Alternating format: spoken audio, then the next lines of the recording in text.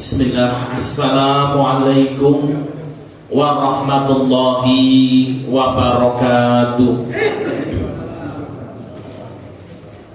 Innal hamdalillah nahmaduhu wa nasta'inuhu wa nastaghfiruh wa na'udzu billahi min sururi anfusina wa min sayyiati a'malina. May yahdihillahu fala mudilla lahu wa may yudlil fala hadiya lahu. Nashhadu an la ilaha illallah wa nashhadu anna Muhammadan abduhu wa rasuluh la nabiyya wa rasula ba'dah. Faqad qala ta'ala fil Qur'anil Karim, ya ayyuhalladzina amanu taqullaha haqqa tuqatih wa la tamutunna illa wa antum muslimun.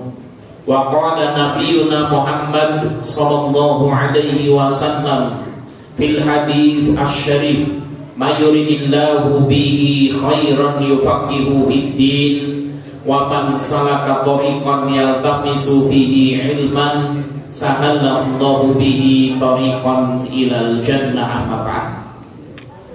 Bapak Ibu jamaah Masjid Taqwa yang dimuliakan Allah Subhanahu wa taala, puji syukur senantiasa kita haturkan atas kehadirat Allah yang telah memberikan kepada kita banyak sekali nikmat dan hidayahnya, baik itu nikmat iman, Islam maupun nikmat kesehatan, sehingga pada kesempatan malam hari ini kita bisa hadir di majelis yang mulia ini.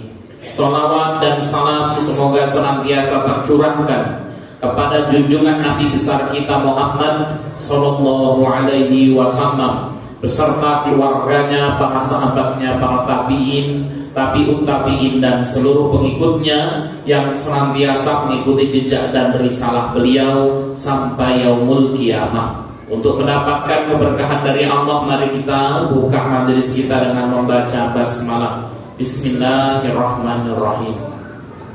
Bapak Ibu yang dimuliakan Allah Subhanahu wa taala, tema kita pada kesempatan malam hari ini adalah orang-orang yang berhak menerima zakat. Bapak Ibu yang dimuliakan Allah Subhanahu wa taala, zakat tidak boleh diberikan kecuali kepada asnaf.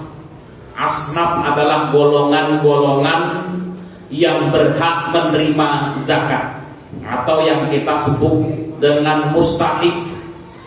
Bapak Ibu yang dimuliakan Allah Subhanahu wa taala, zakat ini aturannya ketat di dalam Islam.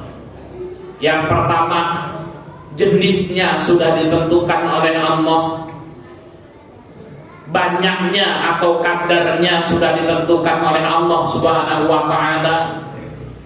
Bahkan penerimanya itu sudah diatur oleh Allah Subhanahu wa taala.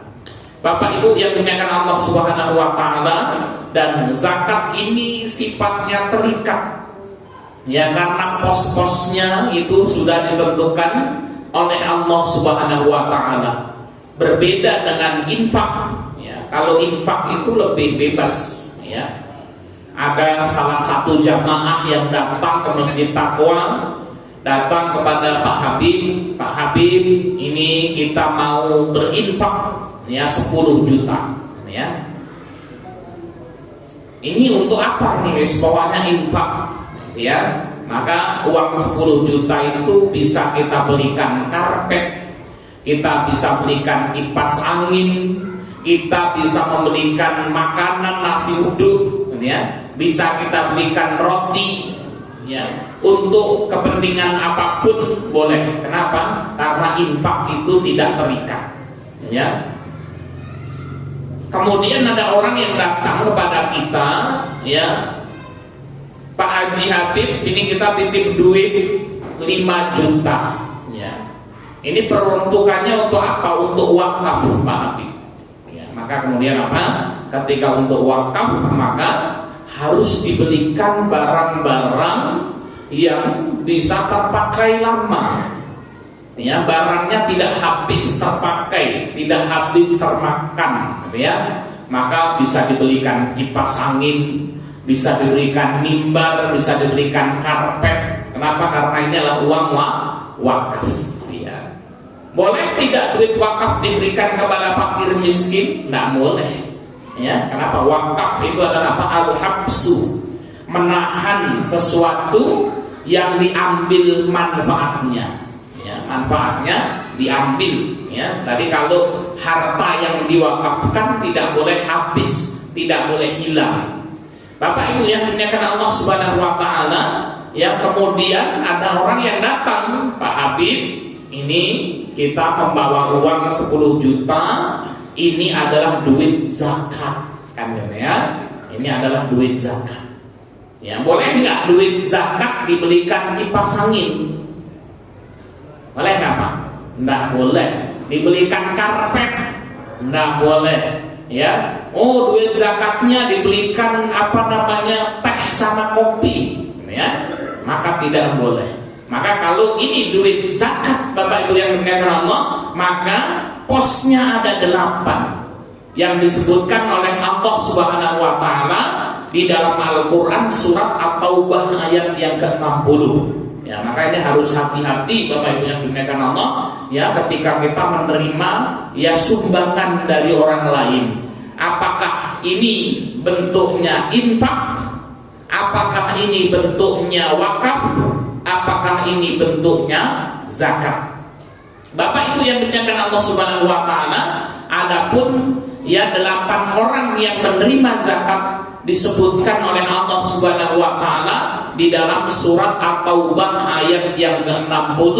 Allah Subhanahu wa taala berfirman, innamas shadaqatu lil fuqara'i wal masakin wal 'amilina 'alaiha wal mu'allafati qulubuhum wa fir riqabi wal gharimin wa fi sabilillah wa ibnis sabil fariidatan minallah wallahu alimun hakim.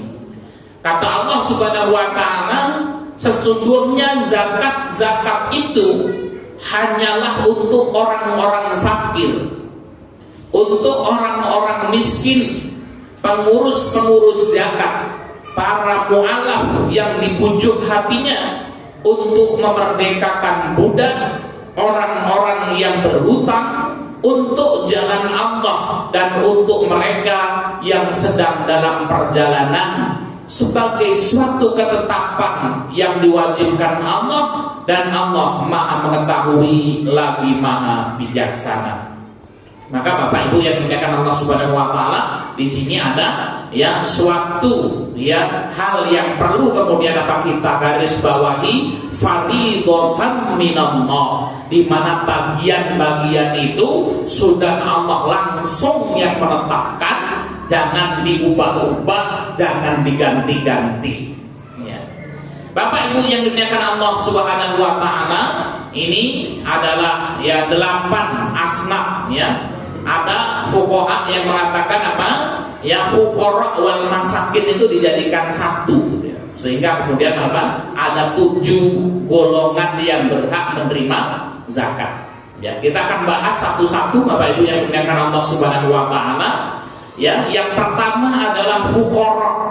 Ya, fuqara ini adalah orang-orang fakir.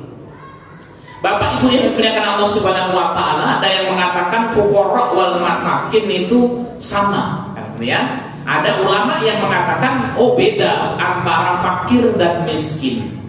Fakir adalah orang yang tidak mampu memenuhi kebutuhan hidupnya ya 50%. Ya, jadi apa? Kebutuhan hidupnya itu cuma tercukupi 50% ke bawah, Bapak Ibu yang dimuliakan Allah. Contoh, kalau ada orang yang setiap bulannya dia butuh duit misalnya 3 juta rupiah, ya, kemudian apa? Ya, dia mendapatkan hasil 500.000, ya. Nah, ini berarti masuk ke dalam golongan fakir. Bapak Ibu yang dimuliakan Allah Subhanahu wa taala, ya. Pendapat yang pertama ini fakir itu lebih berat daripada miskin. Ini adalah fakir, yaitu yang kemudian apa? Kita berlindung kepada Allah Subhanahu wa taala dari kefakiran ini. Jadi fakir itu memang dia sangat sulit ya. Kenapa kita berlindung? Ya karena kefakiran, Bapak Ibu yang dimuliakan Allah, dekat dengan kekafiran. Maka setiap pagi kita berdoa di dalam zikir pagi dan petang kita, Allahumma inni a'udzubika minal kufri wal faqri. Ya Allah, sesungguhnya aku berlindung kepadamu dari kefakiran dan kekufuran. Begitu banyak Bapak Ibu yang dimuliakan Allah Subhanahu wa taala, gara-gara kefakiran ini seseorang jatuh kepada kekufuran. Ya.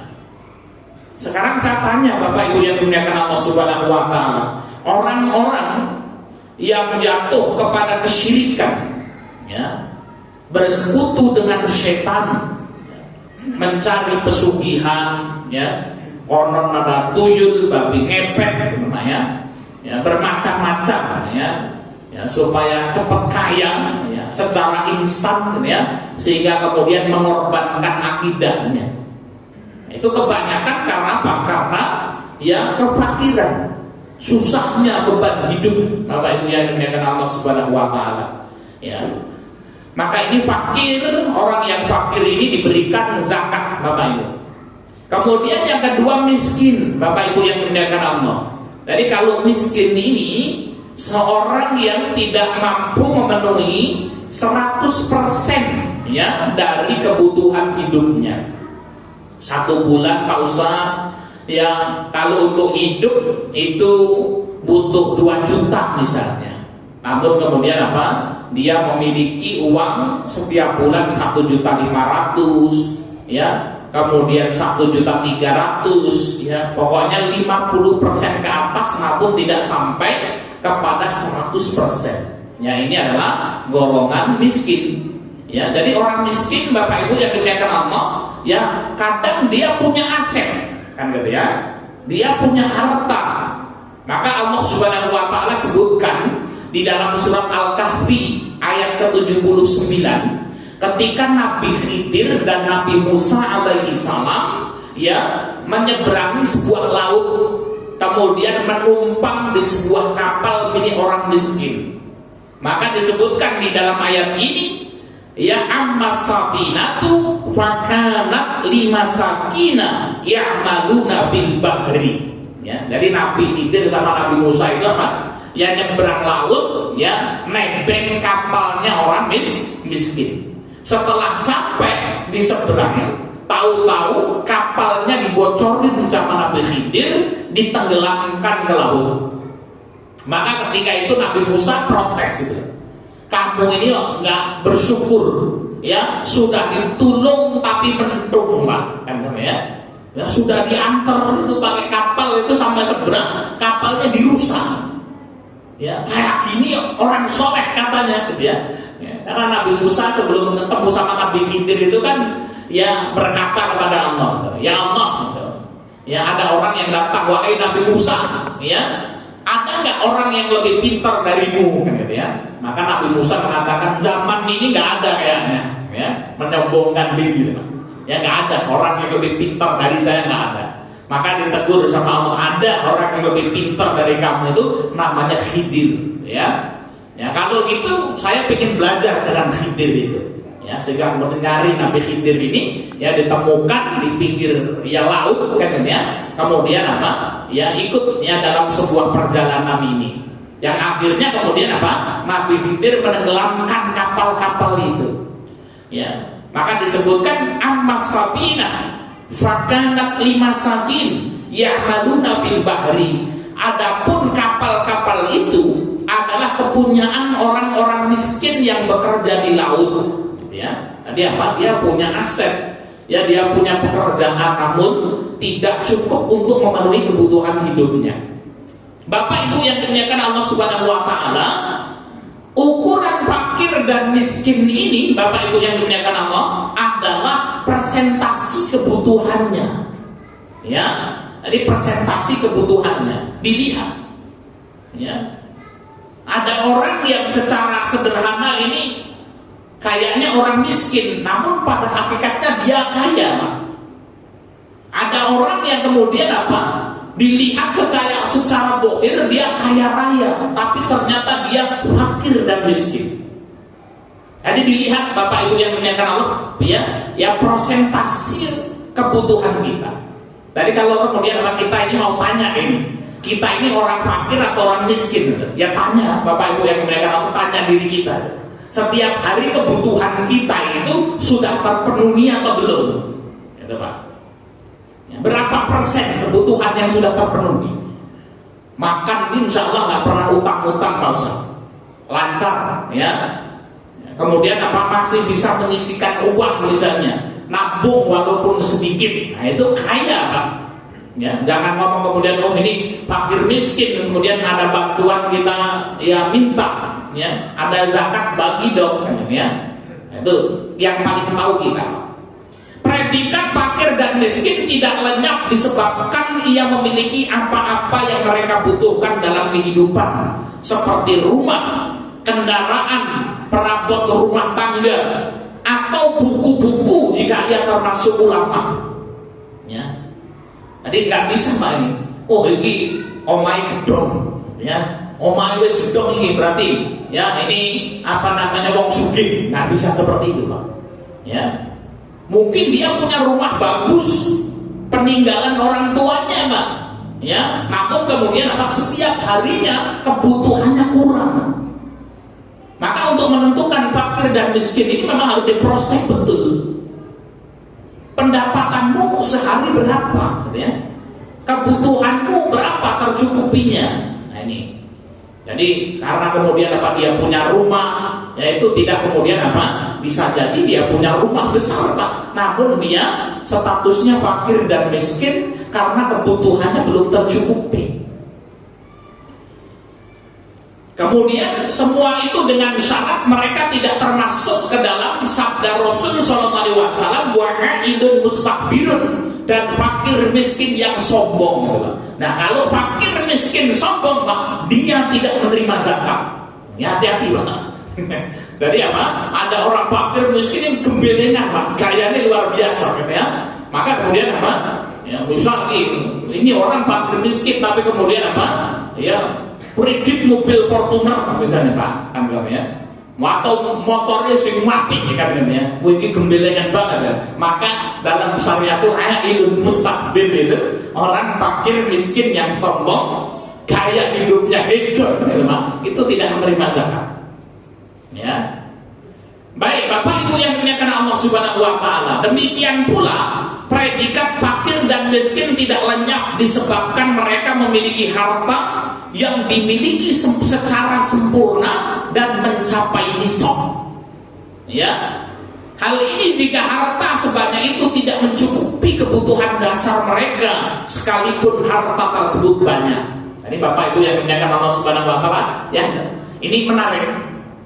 Ada orang yang bayar zakat Pak, namun dia fakir miskin.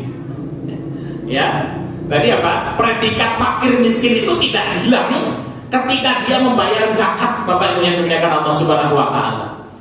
Ya, contoh ada orang ya punya emas 85 gram Pak. Sudah wajib di zakat itu belum ini? Wajib. Ini kalau diduitkan sekitar 170 juta. Ada orang punya duit 170 juta. Ini wajib membayar zakat. Ternyata kebutuhannya banyak Bapak Ibu yang dimuliakan Allah Subhanahu Wa Taala. Ya, misalnya istrinya 4, dia satu istri, anaknya 10, gitu ya. Berarti berapa itu Pak? Ya 40 anak-anaknya dia harus menanggung 44 orang Pak. Dia punya harta yang sudah sampai pada nisab, namun kemudian persentase kebutuhannya itu masih kurang. Ya, maka kemudian ya dia mendapatkan zakat. Ya, dia mendapatkan zakat. Jadi ada juga orang yang bayar zakat, namun dia termasuk golongan penerima zakat. Kenapa? Karena harta ini Pak, itu nggak ada urusannya dengan ya seseorang. Pokoknya kalau sampai pada nisabnya harus dikeluarkan. Nah kalau ada orang hartanya sudah sampai pada nisab, kemudian dibayarkan zakatnya, namun kebutuhan pokoknya itu belum tercukupi, dia fakir miskin. ya, yang berhak untuk menerima zakat. Demikian pula predikat fakir dan miskin tidak lenyap disebabkan ia memiliki piutang yang ditangguhkan pembayarannya, ya. Atau kemudian apa?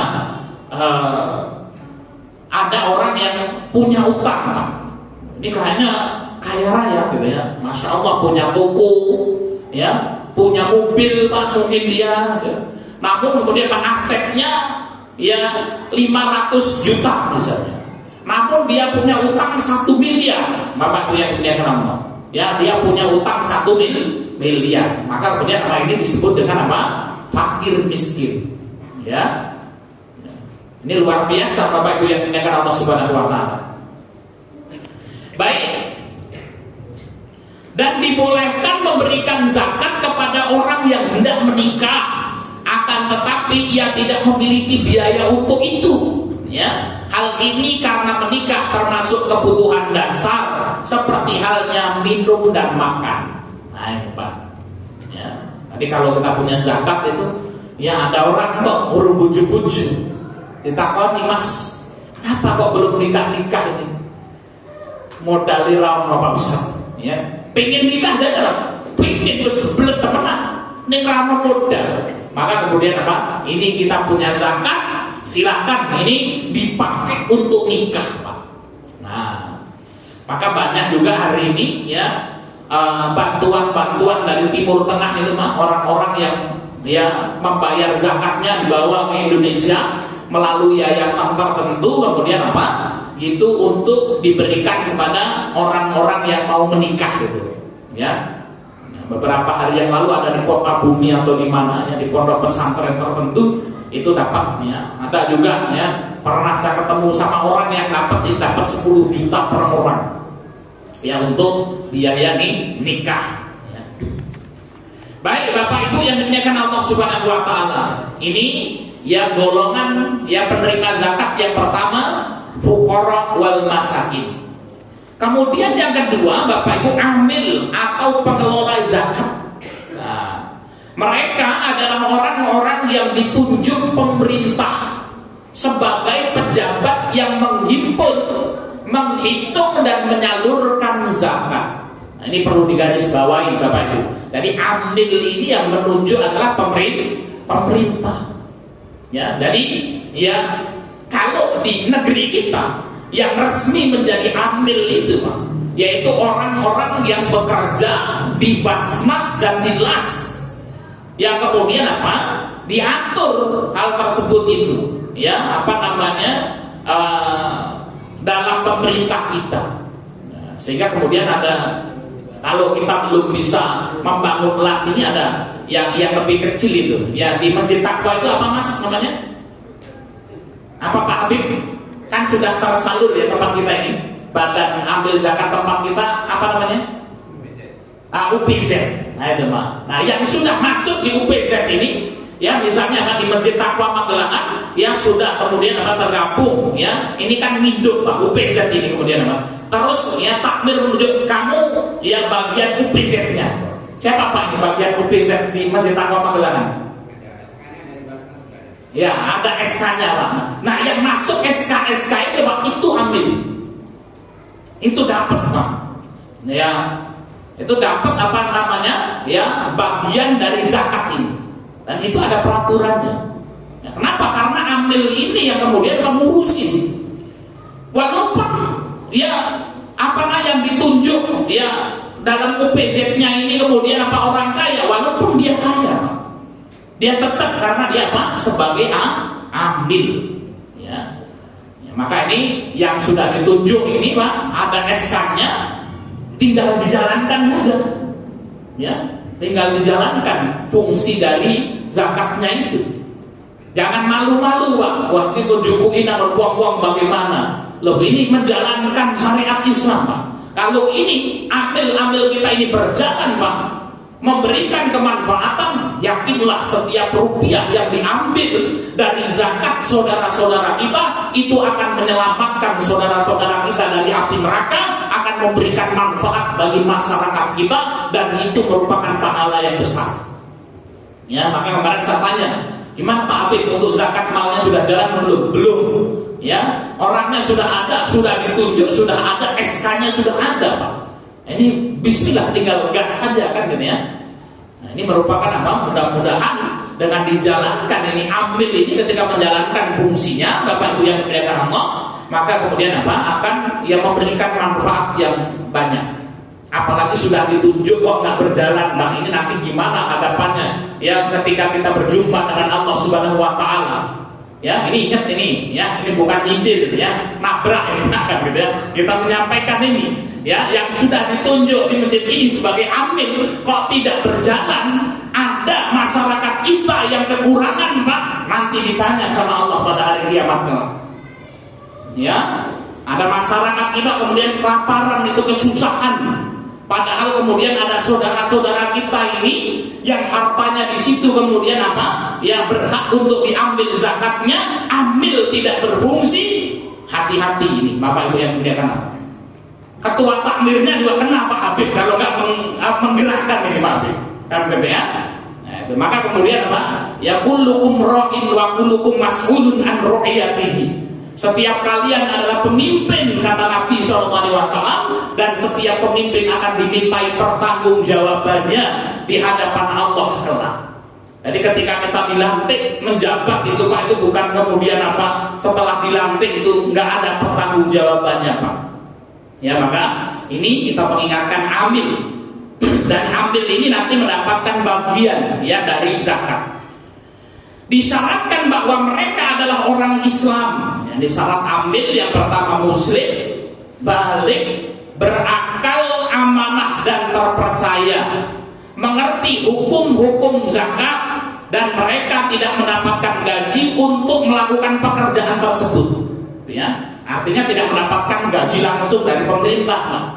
Ya, maka kemudian apa? Diambilkan dari zakat itu. Ya, diambilkan dari zakat itu. Baik, Bapak Ibu yang dimuliakan Allah Subhanahu Wa Taala, ini ambil. Ya, jadi ambil ini nanti ya memantau nih. Ya, siapa ini Pak yang apa namanya ya mau membayar zakat? Ya, maka di sini disebutkan amanah. Di antara amanahnya ambil ini, ya dia kemudian apa? Ya mengetahui, ya berkoordinasi ya dengan orang-orang. Dia harus tahu muzakkinya siapa, mustahiknya siapa. Ya, dia harus tahu siapa muzakkinya. Muzakki orang yang ini Pak Haji Jazuli ini sepertinya harus bayar zakat ini kan, ya. Maka kemudian apa? Ya, tahu ya, dia punya database-nya, ya. Kemudian dia tahu tempat penyalurannya kemana. Nah itu ya, ini tugas amil Bapak Ibu yang dimuliakan Allah Subhanahu Wa Taala. Yang ketiga Bapak Ibu, mu'alaf, ya. Mu'alaf ini adalah orang yang baru masuk Islam, ya, masih lemah hatinya, ya. Dan juga para ulama mengatakan mereka adalah pemimpin yang ditaati oleh kaum muslimin dan kelompok, oleh suatu kaum, pemimpin yang ditaati oleh suatu kaum dan kelompoknya. Sama saja apakah mereka telah masuk Islam atau belum. Hanya saja mereka itu ditakuti bahayanya atau diharapkan manfaatnya. Ma'lufatul qulubuhum. Contohnya seperti apa? Ya, kalau di negeri kita ada orang-orang yang tinggal di perbatasan, kan gitu ya. Ini perbatasan itu kemudian apa? Dia di perbatasan negara yang kalau tidak kita perhatikan ini nanti dia bisa membelot, Pak. Ya, memberikan akses bagi negara lain untuk kemudian merongrong negeri kita, kan gitu ya. Maka kemudian apa? Itu boleh kemudian apa? Oh, di sana itu ya harus diperhatikan itu, dikirim zakat kepada mereka. Walaupun non muslim, Bapak Ibu. Maka mustahik zakat ini dia harus muslim wajib kecuali ma'lufatul qulubuhum itu. Ya, kecuali ma'lufatul qulubuhum. Ya, atau kemudian apa ada ya orang yang kemudian apa ditakuti mudaratnya. Ya, atau dia mendapatkan diharapkan manfaatnya, Pak. Ya, contoh ada suatu